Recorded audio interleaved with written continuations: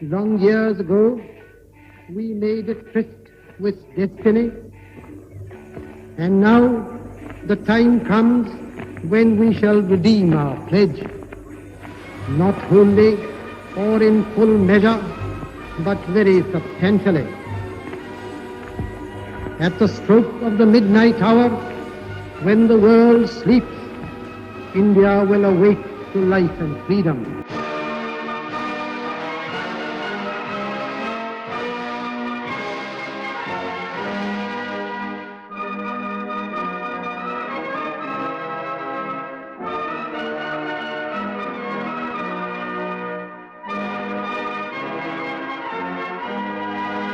आज यानी 15 अगस्त 2025 में हम खड़े हैं, लेकिन 15 अगस्त 1947 की वो सुबह कैसी थी, आज हम आपको उस सुबह में लेकर चलेंगे। हम इस समय सप्रे संग्रहालय भोपाल में हैं, जहां से हम 15 अगस्त 1947 की सुबह में पहुंचेंगे। हमारे साथ विजय दत्त श्रीधर जी हैं, जो इस जगह का संचालन करते हैं, और यही हमको उस दिन की, उस आज़ादी की पहली सुबह में लेकर चलेंगे। सर, अखबार जो कहते हैं कि इतिहास होता है, 15 अगस्त 1947 के दिन जब अखबार आया घरों में, क्योंकि उस ज़माने में ना सोशल मीडिया होता था, ना इलेक्ट्रॉनिक मीडिया होता था कि तुरंत कोई खबर पहुँचे। रात को 12 बजे नेहरू जी ने कहा कि अब हम आज़ाद हैं, और सुबह जब 6 बजे 7 बजे अखबार आए होंगे, तो पब्लिक को कैसे पता चला, अखबारों ने क्या छापा उस दिन? देखिए, उमंग तो होती है, और उस समय रेडियो तो में चलन में आ गया था, लेकिन रेडियो भी कस्बों में तो कुछ कुछ मिल जाते थे, गाँव में तो मुश्किल से एक आध रेडियो पूरे गाँव में होता था। और जो प्रबुद्ध लोग थे, जिनकी रुचि थी समाचार को जानने में, दुनिया में क्या हलचल हो रही है, वो एक ही जगह इकट्ठे होकर, जैसे चौपाल में होती है, किसी बड़े व्यक्ति, बड़े किसान या उनके यहाँ जो उनकी बैठक होती है, उसमें जमा होकर सुना करते थे। लेकिन सवेरे के जब समाचार पत्र आए तो उनमें फिर इसका विवरण आया, और वो विवरण ये था कि आज हम आज़ाद हो गए। और इसमें तरह तरह की भावनाएं थी। जैसे अंग्रेजी के अखबारों के जो भाव थे वो ये था कि भारत आज आज़ाद हो गया, या आज दो नए देशों का जन्म हुआ, एक भारत और एक पाकिस्तान। लेकिन हमारे वीर अर्जुन जैसे अखबारी भी थे, जिन्हें जो ये लिख रहे थे कि 1000 साल की गुलामी के बाद देश आज़ाद हुआ। अब लोग हैरान होंगे कि 160 साल, अंग्रेज तो 200, लेकिन वो अंग्रेजों की गुलामी से नहीं जोड़ा उनने जोड़ा था पहले यवनों ने, जब आक्रमण किए और दिल्ली की सल्तनत अपने कब्जे में ले ली, उस दास्ता को वहाँ से शुरुआत मानते हैं। तो इसीलिए उन्होंने लिखा 1000 साल। फिर ये जो हमारा लीडर नाम का एक अखबार था, बड़ा प्रमुख अखबार था, और आज अंग्रेजी के उन गिने चुने समाचार पत्रों में से था जो देश की आज़ादी के पक्ष में थे, और श्री भाई चिंतामणि जैसे महान संपादक थे उसके। तो लीडर ने एक चित्र छापा, और उसमें सीधा हेडिंग लिखा, सपाट, इंडिया इज फ्री टुडे, ये लिखा। और वो चित्र जो उसमें दिया, उस समय तो कोई ऑफसेट और ये सब था नहीं, ब्लॉक बना करते थे, उसमें उन्होंने एक जो ब्लॉक बनवाया, चित्र बनवाया कि आकाश में एक परी उड़ रही है, और नीचे शीर्षक लिखा हुआ इंडिया इज फ्री टुडे। परी की उड़ान को उन्मुक्ति, मुक्ति का प्रतीक माना गया। तो इस तरह के प्रयोग भी बहुत सारे हुए, और वो एक तरह की उमंग थी, एक उल्लास था। और ये उल्लास इस बात का था कि अब हम अपने देश के मालिक हम ही हैं, अब इस देश का नया भविष्य जो रचना है वो हमें रचना है। तो दो तरह की मिली जुली भावनाएं थी। जो हमारे यहाँ की आज़ादी की लड़ाई है वो एक तरफा नहीं थी।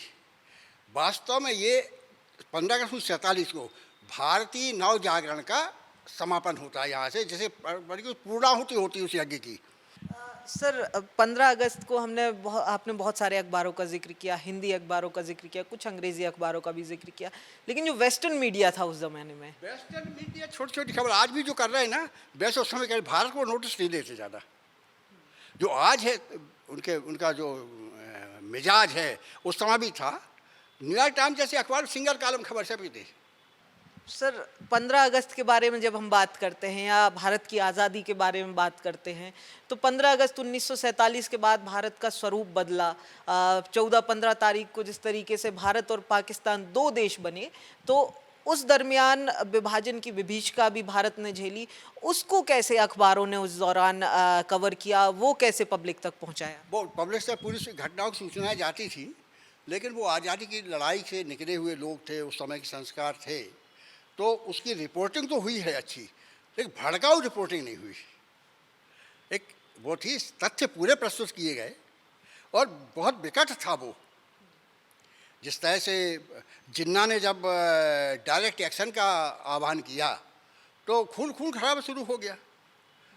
सरदार पटेल अच्छे समझ गए थे कि इनके साथ रहना मुश्किल है, इनके साथ रहना संभव नहीं है। जो जिस तरह का जहर जिन्ना और उनके लोग मुस्लिम लीग फैला रही है, तो इसलिए देश के दो टुकड़े हुए, बहुत दुखद दुर्भाग्यपूर्ण हुआ। लेकिन दो टुकड़े हुए।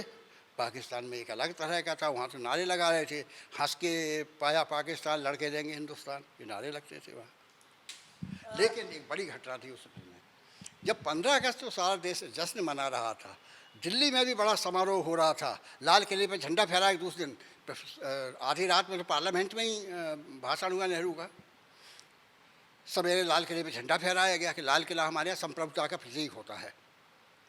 लेकिन महात्मा गांधी दिल्ली में नहीं थे, वो किसी जश्न में शामिल नहीं थे, वो नोआखाली में शांति स्थापना के प्रयास में लगे हुए थे। और वहाँ शांति हो गई, उन्हें जब अनशन पे बैठ गए, हम यहाँ उपवास कर रहे, बैठ गए, ना जल ग्रहण करेंगे ना अन्न ग्रहण करेंगे। और वहाँ के जो सोहरावर्दी जो समय वहाँ के प्रधानमंत्री था, पहले प्रधानमंत्री राज्यों के मुख्यमंत्री को प्रधानमंत्री कहते थे संविधान के पहले तक, तो वो था, वो शामिल थे दंगे कराने में।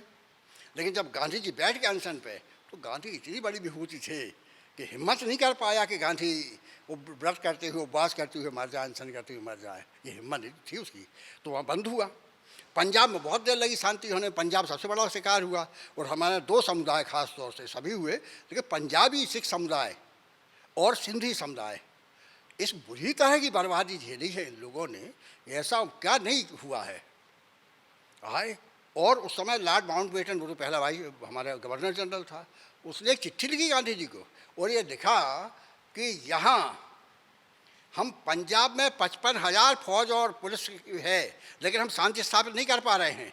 और वहाँ बंगाल में एक वन मैन आर्मी, एक व्यक्ति ने शांति स्थापित कर दी।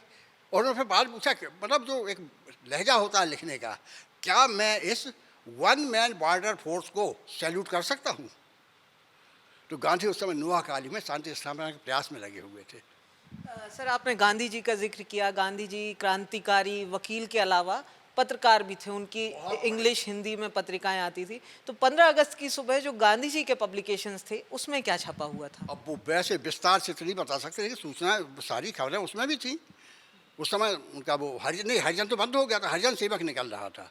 गांधी जी ने इंडियन ओपिनियन से शुरू किया दक्षिण अफ्रीका से, बाद में फिर यंग इंडिया, नवजीवन जो गुजराती में था, बाद में हिंदी में भी हुआ वो, हरिजन अंग्रेजी में था, फिर हरिजन सेवक हिंदी में उन्होंने शुरू करवाया, वियोग हरि उसके संपादक थे ये थे। लेकिन 47 में हरिजन नहीं था। सर, 15 अगस्त की सुबह में एक बार फिर से लौटते हैं। सुबह में अखबार, क्योंकि उस ज़माने में अगर देखें तो भारत में बहुत ज़्यादा साक्षरता उस हिसाब से नहीं थी जितनी आज है। कई लोग बेसिक भी नहीं पढ़ पाते थे, तो ऐसे में अखबारों में जो चित्र बने होते थे वो भी कई बार पूरी खबर लोगों तक पहुंचा देते थे। किस तरीके के चित्र थे, अगर केवल हम उन चित्रों की बात करें तो? नहीं, वो असल में उसमें 2-3 चार थे। एक तो जैसे भारत माता का चित्र बनाया और जवाहरलाल नेहरू उनका तिलक कर रहे हैं। एक हमने बताया उड़ती हुई, आकाश में उड़ती हुई परी, एक उन्मुक्ति का, मुक्ति का प्रतीक। इस तरह के चित्र बहुत सारे बने। नेताओं के फोटो भी छपे उसमें, जवाहरलाल नेहरू के भाषण का फोटो छपा उसमें दूसरे हमारे लाल किले पे जो कार्य वो हुआ, पहला स्वतंत्रता दिवस, उसकी तस्वीरें छपी अखबारों में। ब्लॉक बनते थे इनके, वो ब्लॉक कहलाते थे। यानी कि जो अखबार 15 अगस्त 1947 की सुबह आया, उसने उस आम जनता को भी तमाम आज़ादी के उन मूवमेंट्स के दर्शन कराए जो दूर दूर तक बैठे। कि दिल्ली में अगर पार्लियामेंट के अंदर जवाहरलाल नेहरू ने speech the, trust with destiny, वो कन्याकुमारी में बैठा अगर व्यक्ति नहीं भी सुन पाया, तो 15 अगस्त की सुबह जब वो उठा तो उस हर क्षण का वो साक्षी बना। और अब जब 78 साल पूरे हो गए हैं, तो हम आप जैसी जनरेशन के लोग जिन्हें अब उन चीज़ों का साक्षात तो नहीं देखा, और वो जनरेशन अब कम बची है जिसने वो साक्षात देखा। उसके लिए भी ये जो अखबार हैं वो उस दिन की, उस पूरे संघर्ष का इतिहास बनकर यहाँ सप्रे संग्रहालय में मौजूद हैं। हम आज भी 15 अगस्त 1947 की उस सुबह में सीधे जा सकते हैं और वहाँ देख सकते हैं कि 1947 में जब देश आज़ाद हुआ तो क्या उमंग रही होगी, क्या उत्साह रहा होगा और क्या जोश रहा होगा सदियों की गुलामी के बाद, न केवल अंग्रेज़ों की बल्कि मुगलों की, और दूसरे यमन हो या फिर तुर्की हो या फ्रांसीसी, पुर्तगाली, लगातार जो भारत पर राज कर रहे थे, उनसे मुक्ति के बाद भारत में क्या उत्साह था, वो इन अखबारों में लिखा हुआ ये इतिहास आज हमें और आपकी जनरेशन के लिए यहाँ पर मौजूद है। प्रखर जैन, द प्रेस हिंदी, भोपाल।